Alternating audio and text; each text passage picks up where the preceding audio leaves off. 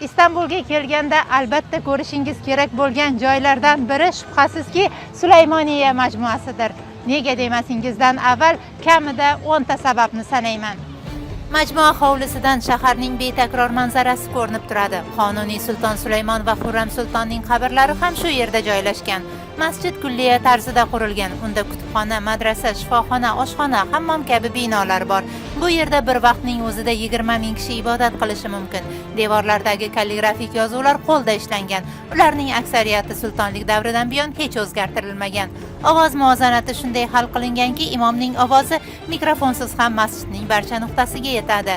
Masjidda yoqilgan shamlar havoni ifloslantirmasligi uchun maxsus shamdonlarga joylashtirilgan. Bu shamlardan chiqqan harorat va tutun bir joyga yig'ilib, siyoh ishlab chiqarishda foydalanilgan.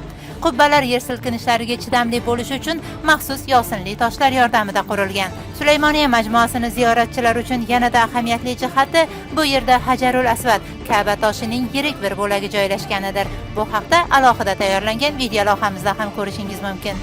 Jozibali manzillar, mazmunli sayrlar uchun sahifamizga obuna bo'ling, yaqinlaringizga ham ulashing.